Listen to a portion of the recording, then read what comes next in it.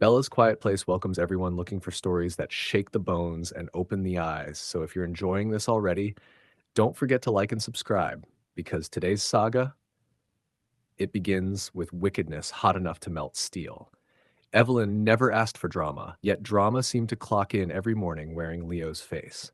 He strutted through the office like he owned the oxygen, poking at her with sharpened jokes that weren't jokes at all. Loud comments about people like you, snide remarks about diversity hires, and thinly veiled disgust whenever she entered a room. He never said anything loud enough to get fired, but loud enough to poison the air around her. Leo's favorite trick? Sabotage wrapped in a smile. He'd lose her reports, forget to send her meeting links, even once told a visiting executive that Evelyn wasn't ready for real responsibility yet. The man laughed. Evelyn swallowed it. The entire office watched Leo treat her like she was invisible until he needed someone to mock. His friends chuckled like pigeons fighting over crumbs. Evelyn endured, but her spirit cracked in places she didn't show. That afternoon, he pushed harder than usual. He criticized her posture, her voice, her hair, even accused her of pulling the race card just for existing within 5 feet of him. The room fell silent. He smirked. Evelyn felt something inside her shift, something deep, old, and exhausted. If you're feeling the tension already, hit that like button. Rain slammed the pavement as Evelyn walked home, every drop pounding with the echo of Leo's laughter.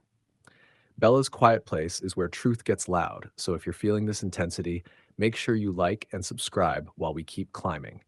She took her usual shortcut, a narrow, forgotten path beneath an old stone bridge. Tonight it felt heavier, like the world was pressing its knee onto her chest. She replayed the day, Leo joking about her being too emotional for leadership, telling coworkers she only got hired because HR needed to fill a quota, publicly questioning her competence in front of clients. The cruelty was so deliberate it felt rehearsed. Thunder cracked overhead. She pulled her coat tighter. That's when she heard it.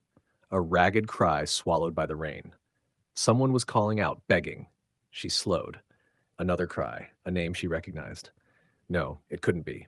Under the bridge, half sprawled in rising water, was Leo, his leg twisted, his umbrella folded like a crushed insect, phone shattered beside a rock.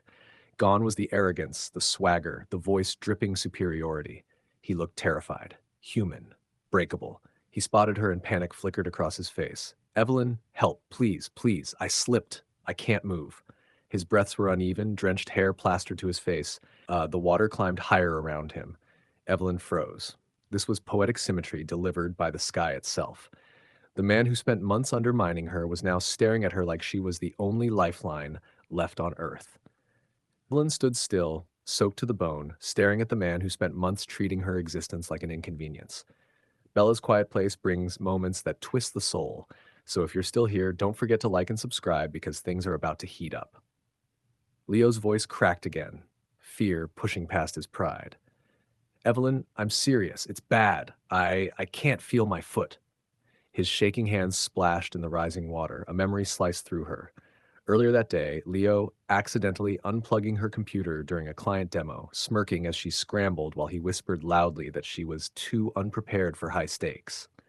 She remembered him blocking the door during lunch, joking to his friends that Evelyn should be grateful he even spoke to her, their laughter bouncing off the walls. She remembered his face when she didn't react, annoyed, like cruelty was oxygen to him. Now he looked at her like she was the sun. She stepped closer, mud sucking at her shoes. Leo swallowed hard. You're not You're not going to leave me, right?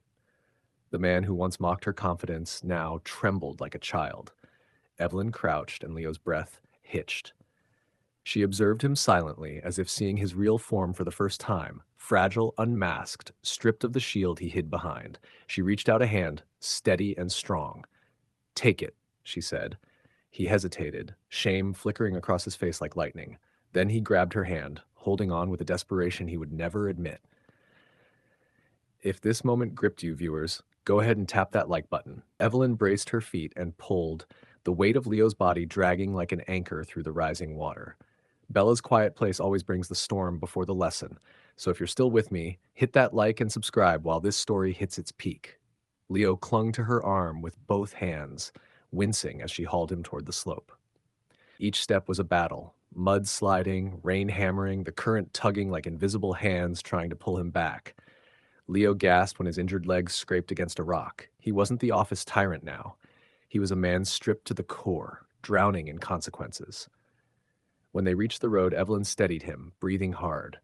Leo sat trembling on the asphalt, rainwater forming small rivers around them. He looked up, really looked at her, for the first time without superiority clouding his eyes. Evelyn, his voice cracked. I'm sorry for every awful thing I did. His face wasn't proud, it wasn't defensive, it was crushed under the weight of his own reflection. She didn't soften, she didn't offer comfort. Do better, she said, calm, clear, sharp enough to carve itself into his memory forever. Evelyn walked away without looking back, leaving him alone in the storm with nothing but his guilt. For the first time in his life, Leo felt small, not because of anyone else, but because he finally saw himself with honest eyes.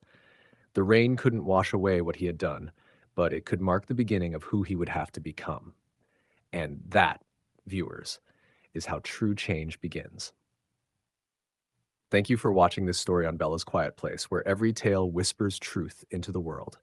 Don't forget to like, subscribe, and return for more stories that speak to the soul.